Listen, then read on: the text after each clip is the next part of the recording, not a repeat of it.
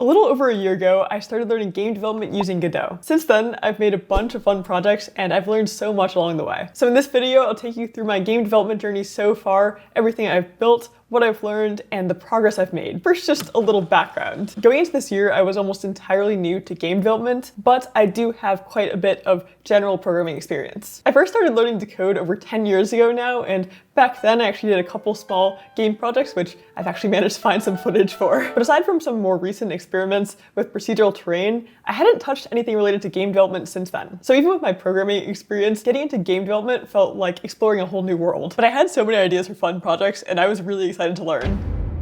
My game development journey started in March 2024, and in my first week, I did a lot. I decided to learn Godot because it's open source and free, and everyone seems to love it, and I am really glad I made that decision. Since I was brand new to the engine, and game engines in general really, I decided to start out by going through the Your First 2D Game official tutorial. Following this tutorial helped me understand the basics of Godot and how things are structured, and I also got to use GScript for the first time, which is the default programming language for Godot, and that wasn't too tricky because it's pretty similar to Python, and I've used Python in the past before. Personally, I generally learn best when I'm just working on something I'm excited about rather than following a strict tutorial. So next, I wanted to do just that and make my own product and just look up things as I needed. So I decided to try to make a simple game inspired by Vampire Survivors, where enemies would come at you and you would have an auto-firing weapon. I initially found some free art on itch and used that, and I was just really impressed by how simple it was to get things working. Then I decided that instead of using existing art, I really wanted to try to start learning how to make my own assets. So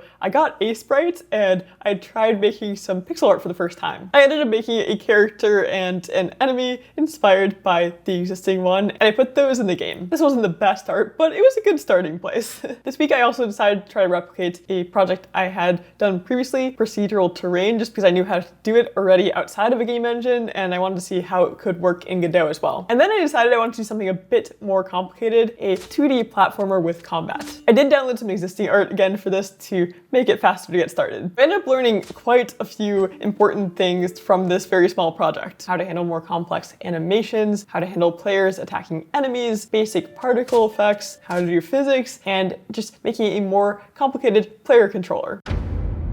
I decided for my next project, I wanted to try to make something small, obviously, but fully complete that I could post online and people could actually play with. So for some reason, I decided I would do a rainbow scratch art simulator. I think this turned out pretty much exactly as I wanted it to, and it was pretty simple overall to implement, but I ended up learning quite a bit because I ended up using shaders for the first time to handle creating the procedural rainbow texture in the background, and also for dealing with the drawing mask texture and telling the black layer the parts that should be transparent or not so you can see through to the rainbow. And that ended up giving me a pretty good foundation for learning more about shaders going forward. In May, I decided I wanted to do another small but complete project, and I decided on a desktop pet. I think the final result for this actually turned out surprisingly fun, and a bunch of people have actually downloaded it over on itch.io, so I'm pretty pleased with how this turned out. Probably the coolest thing I figured out how to do here was getting the bird to actually interact and land on top of native desktop windows. Look at it go. I love this. To do this, I needed to figure out how to access lower level OS APIs, and I was able to do that using C#, and then I was able to pass information back and forth between C# and GScript, and that was cool to learn how to do. Throughout this, I also practiced some other pixel art as well. I did some other pets before coming up with the bird. I made a potion bottle, a tree, and a heart, so that was fun to build on those skills as well. For our next project, in June, I came across this incredible procedural salamander from RuGK, and I was super inspired. I really wanted to try making something similar, so I ended up making this procedurally animated and textured snake game. I ended up using the Line 2D node in Godot with some constraint-based math to make the snake that could move procedurally, and I added some sine wave-based math to the snake as well to make it more slithery. To make each snake unique, I ended up making some black and white snake textures, and then writing a shader that would change those colors based on a color palette I defined. I also like how I was able to incorporate cellular noise into that shader to give the snake's body a more textured look. The actual snake game itself was pretty standard, but I really enjoyed making this explosion effect when you run into yourself. In July, I didn't have a lot of time for game development, so I mostly was just working on editing some videos. But I did do some 3D modeling practice for the first time in a couple of years because I knew I wanted to start doing 3D game development as well. A while back, I had done a version of the Blender Guru donut tutorial, but there was a new one out, so I decided to go through that. All right, this looks pretty cool. I'm not sure this is going to help for game stuff, but I am at least a little bit more familiar again with the Blender UI. And I also went through a tutorial about making and animating a low poly character from Impenzia. All of my projects up until this point had been in 2D, so I decided it was finally time to try delving into 3D game development for the first time. I'd always been curious about how to make a game like Minecraft, so I decided this was the perfect first 3D project. This was a huge step up in complexity from my previous projects, but I learned so much. I think I actually ended up with a pretty cool demo here, and I'm quite pleased with how it turned out. I started out very simply by just placing cubes with individual colliders around the world, but I quickly realized, and kind of already knew beforehand, that that was not optimized enough to get this to work. So I ended up learning how to generate my own meshes from scratch, including setting the normals correctly. Oh, nice.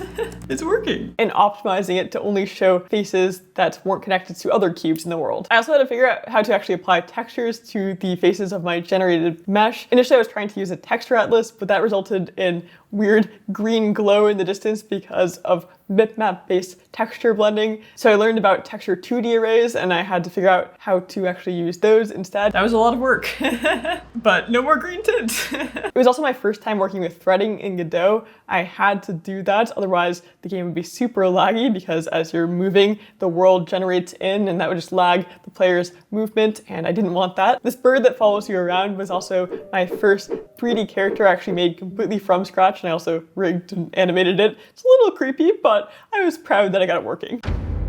I wanted my next project to be in 3D as well, so I decided to refresh on my Blender skills by doing some different tutorials. I followed a course from Grant Abbott about creating a hand-painted turret, which took me forever, but I think it turned out pretty well. I also made this cute mushroom and this little isometric room. And then I started on, but didn't fully finish, a wizard workshop. Then it was time to decide on my next project. I had previously read about the wave function collapse algorithm and thought it sounded really interesting, so I thought it would be fun to code my own version of it and use it to generate 3D castles. If you're not familiar, the basic idea with this algorithm is that you provide an example input, like a 2D image or a 3D scene, and then the algorithm will use that input to figure out rules for how things should be arranged, and then those rules can be used to generate infinite outputs that are variations of that input. The algorithm was a bit tricky to figure out writing from scratch. I have some infinite loops going on, which is not ideal, but once I got it working, I think it turned out pretty well. Along the way of making it, I also implemented a visualization of the algorithm, which was kind of cool, where I could slow it down and see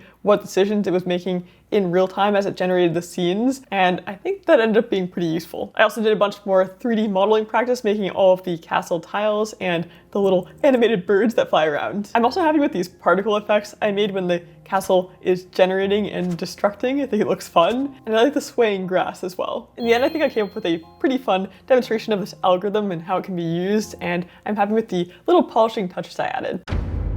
This month I spent a bit of time just finishing up the wave function collapse demo, and then I also did something quite fun. I participated in my first ever game jam, Ludum Dare 56. For this I had only 48 hours to make a game completely from scratch, and it was a lot. And this is tricky. I really wish I had a little bit more time. The theme for the jam was tiny creatures, and the game I made is called Would You Still Love Me, based on the Would You Still Love Me If I Was a Worm meme. It's a narrative-based game where you deal with the aftermath of your partner mysteriously turning into a tiny creature. The game ended up being pretty simple overall. It was just dialogue and some mini games interwoven throughout, but I learned it's very hard to make something in only 48 hours, especially when you're pretty new to a game engine still. I really felt throughout the whole time that I would never be able to make the game actually feel like a complete experience. This might not go so well. So we have a beginning and an end, but no middle. But by the end, I was actually kind of proud of what I had made, even though it was pretty short. We're done. What an experience. The game didn't end up doing that amazingly in terms of rankings, but it did do well in the mood category, which I guess is good because mood is probably story. But from the comments I got, it seemed like people really enjoyed playing the game and they felt that the story resonated with them. Someone even made their own custom soundtrack for the game, which was crazy to see. And my game was featured on itch.io's recommendations for what to play from the jam. jam, so I'm happy with how it did. After the jam, I basically took a month-long break in November from game development, but I did do a bit of pixel art practice. Since it was now the winter season, I decided I should do some sort of themed project. So I decided it'd be fun to try to learn how games implement deformable snow and make my own system for it in Godot. In the end, I had a really cool looking demo of a snowball moving through snow and impacting it as it moves and pushing around different objects and penguins walking through it as well. And I think this turned out really well. This is probably the project people have been most excited about. It did really well on Reddit and I was getting lots of messages about how I did it. So I was happy to see people enjoying it because I spent a long time on it. I also ended up actually implementing a technique I hadn't actually seen anyone else implement in Godot before, using an orthographic camera underneath the snow that would check for the depth of objects as they moved around the snow ground plane and then use that depth information to offset the vertices of the mesh in the snow shader. I spent a very long time with this project just trying to figure out how to correctly update the normals of the snow mesh as the vertex shader modify the position of the vertices because I wanted the snow to accurately react to light, and that was very difficult. There wasn't that much I could find online about people doing similar things, and I just spent so long figuring out how to get this working correctly. This actually looks like it's finally accurate, which I am quite excited about. I'm happy I was able to persevere to figure this whole thing out because I think it turned out really well in the end. I also ended up modeling, rigging, and animating another character, this penguin here, and it's not the best, but you know, it turned out okay. It was fun to see how its feet would move through the snow, and I also really enjoy the snow angel penguin I added to the game as well. After this, I ended up taking some time off from mid-January through February due to some personal things, but I did end up going back to that Wizard Workshop modeling tutorial and finishing up the modeling for it. Then to wrap up my first year, I decided I wanted to make a small but complete game that you could play from beginning to end with a goal. And I also wanted to do something a bit less technical, just more fun, because all my other recent projects have been really technically focused. So I decided to make a loot drop based farming game. I think this game actually ended up turning out quite well given my experience, and I really enjoy all the 3D models I made and how it looks visually and all the effects. And it's also pretty fun to play. This was actually probably my largest project in terms of amount of code and code structure. There's a lot going on to make this all work. I also spent a bunch of time here learning about animations and making some tween-based animations for a bunch of things in the game, and I think these turned out really well. This is also my first time making a more complicated UI system and an inventory hotbar. I think my character modeling could use a little bit of improvement still, but it wasn't looking too bad, especially with the animations. And in the end, I was able to implement a full gameplay loop with a goal to aim for, which was my main goal for this project. So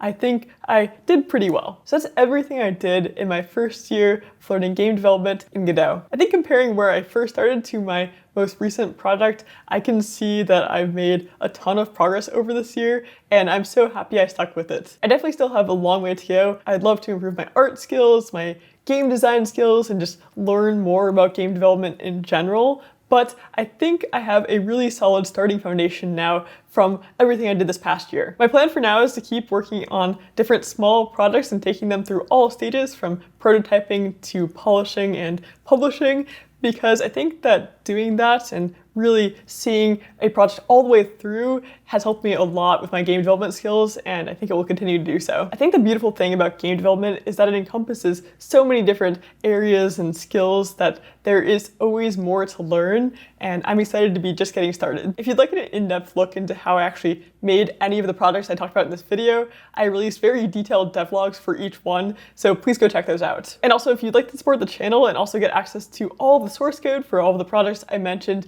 in this video, I have a Patreon page that I'll have linked in the description. Thank you again to everyone who has already been supporting me over there. I really appreciate it. And also thank you to everyone who's been watching my videos on this channel this past year. I've really enjoyed making the devlogs as well. It's a huge part of why I'm enjoying game dev so much. So yeah, thank you. Thank you all so much for watching, and I'll see you in the next video.